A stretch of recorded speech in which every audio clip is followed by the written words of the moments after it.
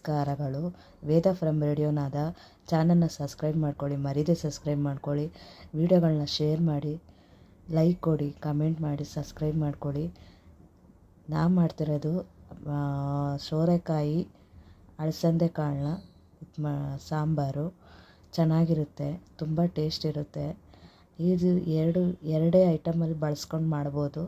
ಅಂದರೆ ಯಾವ ತರಕಾರಿ ಹಾಕ್ಬೇಕಪ್ಪ ಅಂತ ಯೋಚನೆ ಮಾಡೋ ಬದಲು 2 ತರಕಾರಿಲೇ ಆರಾಮಾಗಿ ಒಂದೇ ತರಕಾರಿಲೇ ಸಾಂಬಾರು ಮಾಡ್ಕೋಬೋದು. ಅಲಸಂದೆ ಕಾಳಿದ್ರೆ ಸಾಕು, ಇದಕ್ಕೇನು ಬೇಳೆ ಅವಶ್ಯಕತೆ ಇಲ್ಲ. ಎಣ್ಣೆ ಹಾಕ್ತಾಯಿದ್ದೆ, ಎಣ್ಣೆಗೆ ಈರುಳ್ಳಿ ಹಾಕ್ತಾಯಿದ್ದೆ, ಟೊಮೊಟೊ ಚೆನ್ನಾಗಿ ಬಾಡಿಸ್ಕೋಬೇಕು. ಬಾಡಿಸ್ಕೊಂಡಾದ್ಮೇಲೆ ಅದು ಚೆನ್ನಾಗಿ ಫ್ರೈ ಆಗಬೇಕು. ಟೊಮೊಟೊ ಎಲ್ಲ ನೀರು ನೋಡಿ, ಅದು ನೀರು ಬಿಟ್ಕೊಂಡಿದೆ, ಎಣ್ಣೆ ಥರ ಬಿಟ್ಕೊಂಡಾದ್ಮೇಲೆ ಅದಕ್ಕೆ ಸೋರೆಕಾಯಿನ ಚೆನ್ನಾಗಿ ಫ್ರೈ ಮಾಡ್ಕೋಬೇಕು. ಫ್ರೈ ಮಾಡ್ಕೋಬೇಕು. ಸೋರೆಕಾಯಲ್ಲಿ ತುಂಬ ಬೆನಿಫಿಟ್ ಇದೆ ವ್ಯೂವರ್ಸ್. ಅಂದರೆ ಸಣ್ಣ ಆಗಬೇಕು ಅನ್ನೋರು ಆರಾಮಾಗಿ ಇದು ಯೂಸ್ ಮಾಡ್ಕೋಬೋದು. ಸೋರೆಕಾಯಿ ತುಂಬ ವಿಟಮಿನ್ ಇರುತ್ತೆ ಇದರಲ್ಲಿ, ಹೇರಳವಾಗಿ ಸಖತ್ತಾಗಿರುತ್ತೆ. ಮಕ್ಳುಗಳು ತರಕಾರಿಗಳು ತಿನ್ನಲ್ಲ ಅಂದಾಗ ಇದನ್ನು ಒಂದು ಟೈಮ್ ಮಾಡಿಕೊಟ್ಟಾಗ ಚೆನ್ನಾಗಿರುತ್ತೆ ವ್ಯೂವರ್ಸ್.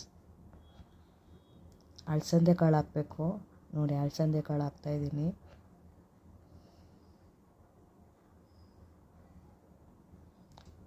ಅಲಸಂದೆ ಕಾಳು ಹಾಕಿದ್ಮೇಲೆ ಒಂದು ಸ್ವಲ್ಪ ತಿರುಗಿಸ್ಕೊಂಡು ಸೋಟಲ್ಲಿ ನೀರು ಹಾಕಬೇಕು ನೋಡಿ. ನೀರು ಹಾಕ್ತಾಯಿದ್ದೀನಿ.